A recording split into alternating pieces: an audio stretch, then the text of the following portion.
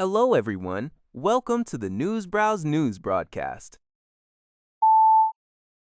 According to UPI, exit polls from Wednesday's nationwide local elections in South Korea show a sweeping victory for the ruling Democratic Party, indicating strong support for President Lee Jae-myung 1 year into his term. Joint exit polls by major broadcasters KBS, MBC, and SBS project the Democratic Party to win 11 of the 16 key mayoral and gubernatorial races, while the opposition People Power Party is expected to secure only 1 seat. 4 races remain too close to call. In a highly anticipated contest, Democratic candidate Chong Won-oh is projected to win the Seoul mayoral race over the incumbent Oh Se-hoon. Voter turnout reached 60.8%, up from 50.9% in 2022. This election serves as the first major nationwide test for Lee since he took office last year following the impeachment of former President Yoon Suk-yeol. Lee's soaring approval ratings, bolstered by his handling of economic issues and pragmatic foreign diplomacy, have paved the way for this decisive victory, which is expected to strengthen his mandate for domestic reforms. According to DW, Russia and Saudi Arabia are drawing closer to solidify their dominance over the global oil market, particularly following the United Arab Emirates (UAE) departure from OPEC in May 2026. The UAE's exit is expected to weaken the cartel's long-term pricing power, prompting Saudi Arabia to seek stronger ties with Moscow. Together, the two nations produce over 20% of the world's crude oil, giving them immense supply-side influence despite Western sanctions on Russian oil. Saudi Arabia recently participated as the guest country at the St. Petersburg International Economic Forum to highlight this growing partnership. However, analysts point out that challenges remain. Saudi Arabia is displeased with Russia's support for Iran, while Russia wants to ensure Riyadh does not join Western sanctions. Furthermore, Riyadh's long-term goal of preventing a supply glut conflicts with Moscow's short-term need to generate immediate oil revenue. Some experts suggest Saudi Arabia's pivot toward Russia may also be a strategic move to gain more leverage and attention from Washington. According to CNBC, the European Commission has proposed a comprehensive tech sovereignty package consisting of new rules designed to bolster homegrown semiconductor manufacturing, artificial intelligence, and cloud services. The proposals, which require approval from all 27 EU member states, aim to reduce Europe's heavy reliance on critical technologies provided by foreign countries, particularly the United States and China.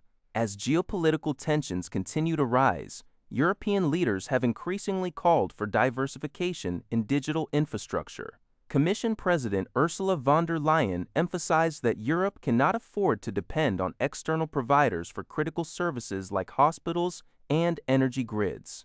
A key component of the initiative is the Cloud and AI Development Act, CADA.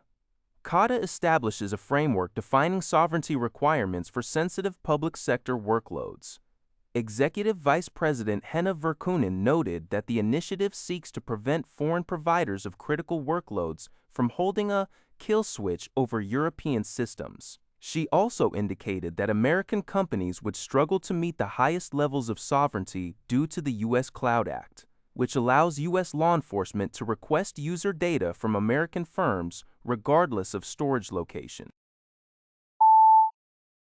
According to a report by Thai Sounds, Czech prosecutors have indicted Yang Yiming, a Prague-based correspondent for the Chinese state-run newspaper Guangming Daily, on charges of conducting unauthorized activities for a foreign power. This marks the first-ever prosecution under a newly enacted Czech national security law. Authorities revealed that Yang was actually working for Chinese intelligence agencies, conducting long-term surveillance and gathering damaging information on prominent pro-Taiwan Czech politicians.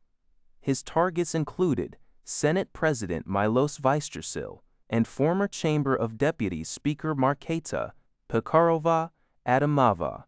Yang had been active in the Czech Republic for several years under the guise of journalism, before being arrested by Czech police in January. The charge of unauthorized activity for a foreign power, implemented under Article 318A of the Czech Penal Code in February last year, targets individuals collecting sensitive information for foreign adversaries like Russia or China. If convicted, Yang faces a maximum sentence of 5 years in prison. This landmark case underscores growing European vigilance against Chinese espionage, masquerading as journalism. According to Kyodo News, around 300 representatives from more than 30 island nations gathered in Tokyo on Wednesday for the inaugural two-day Island States Ocean Summit.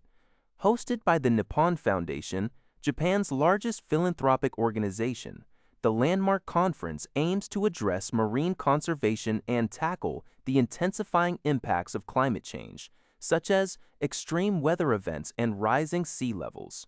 Japanese Prime Minister Tsunai Takaichi welcomed participants at the opening ceremony, emphasizing Japan's commitment to supporting vulnerable regions and promoting sustainable oceans based on the rule of law.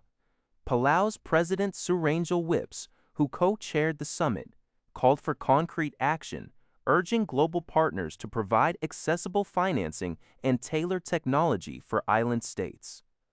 Representatives from 35 nations, including Australia, Cuba, Fiji, and the Philippines, participated in the event.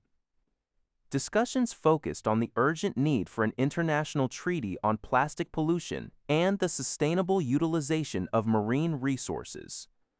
A concluding document is expected to be issued on Thursday to guide upcoming international discussions, including the UN Climate Change Conference in Turkey this November. That's all for this video. Thank you for watching. See you in the next video.